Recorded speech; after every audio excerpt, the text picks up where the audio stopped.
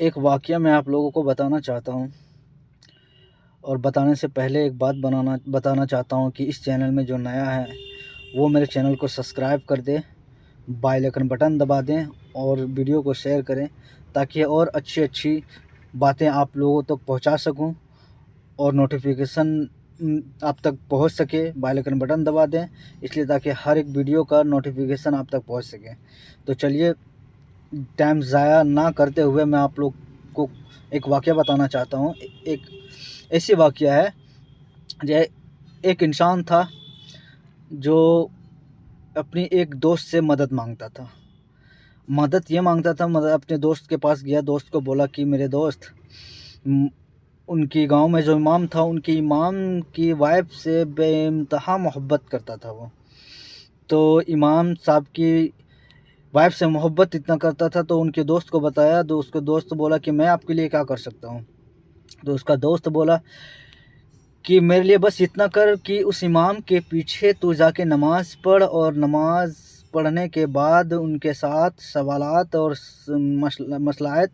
پوچھا کر اور اسے وہیں پر رکھا کر، کیونکہ وہ نماز پڑھ کے فوراً گھر آ جاتے ہیں تو ان کی وائف سے میں مل نہیں پاتا ہوں۔ تو ان کی دوست بولا کہ میں 5 وقت نہ تو 4 وقت جو ہے سو میں ان سے سوالات کرتے رہوں گا اور وہیں بہلاتا رہوں گا۔ تو 4 وقت میں تو یعنی فجر کا نماز جو ہے اس ٹائم وہ جاتا نہیں تھا، تو 4 وقت کا جاتا تھا۔ تو 4 وقت اسی کی یہاں مسجد سے جب باہر نکلتے تھے تو وہیں بٹھا کر ان کے ساتھ سوال جواب کرتے ہوئے وہیں 1-1.5 گھنٹہ ٹائم گزار دیا کرتا تھا۔ جب کچھ عرصہ گزر گئے ہیں تو اسے احساس آیا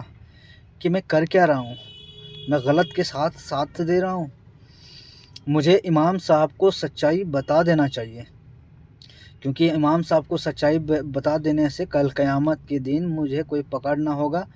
اور امام صاحب مجھے معاف کر دیں گے۔ تو جب نماز پڑھ کے باہر نکلا تو وہ انسان بولا، امام صاحب میں ایک بات بتانا چاہتا ہوں، حقیقت بات ایک بتانا چاہتا ہوں، اگر میں بہت بڑا گنہگار ہوں، میں بہت بڑا مجرم ہوں۔ تو امام صاحب بولا کہ بتائیے کیا بات ہے، ایسی کون سی بات ہے جو ایسی بات آپ بول رہے ہیں؟ تو وہ انسان بتایا کہ میرا ایک دوست ہے، اس نے مجھے بولا کہ آپ پنجگانہ نماز پڑھیے، امام صاحب کے پیچھے پڑھیے، اور نماز پڑھ کے جب باہر نکلیے گا تو سوال جواب میں اس سے وہیں رکھیے گا، باہر مسجد کے باہر ہی رکھیے گا، اور 1-1.5 گھنٹہ وہیں گزار دیجیے گا تاکہ میں ان کی وائف سے مل سکوں اور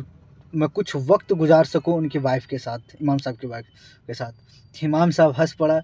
امام صاحب بولا کہ میرے دوست، میرے بھائی، میں نے آج تک شادی نہیں کیا ہوں، میں مسجد کے اندر کھڑا ہو کے بولتا ہوں، میری امی سے جا کے پوچھ لیجئے کہ آج تک میں نے شادی کیا ہی نہیں، تو پھر میری وائف سے ملتا کیسے ہے وہ؟ تو دراصل بات وہ نہیں تھا بھائی، دراصل بات یہ تھا کہ وہ انسان امام صاحب کا وائف سے ملنے نہیں جاتا تھا، بلکہ وہ دوست کی وائف سے ملنے جاتا تھا۔ تو کہنے کا مطلب یہ ہے کہ دوستی اس جگہ نبھا جہاں نیک راستے میں دوست چل رہا ہے۔ اگر برائی میں جا رہا ہے تو اس برائی سے اپنے دوست کو روکا کرو، غلط کاموں میں اس کے ساتھ مت دو، یا ایسا مت کرو کہ کوئی لڑکی کو کسی لڑکی سے افیئر چلا رہا ہے تو کسی دوست سے اگر مدد مانگ رہا ہے تو ایسی مدد نہ کریں، کیونکہ میرے حضور صلی اللہ تعالیٰ علیہ وسلم کی حدیث ہے کہ تم اگر کسی بہن بیٹی کے ساتھ اگر غلط کرو گے تو کل آنے والے دن میں بھی آپ کی بہن بیٹی کے ساتھ ویسا ہی ہوگا۔ تو میرے دوستوں، میرے کہنے کا مقصد یہی تھا کہ آپ برائی سے بچیں اور اپنے دوستوں کو بھی بچائیں۔ اگر اپنے گھر کو محفوظ رکھنا چاہتے ہیں، اپنے بیوی بچے، اپنی بیٹی کو، اپنی ماں کو اگر محفوظ رکھنا چاہتے ہیں تو برائی سے بچیں، دوسروں کی ماں اور بہن اور بیٹی سے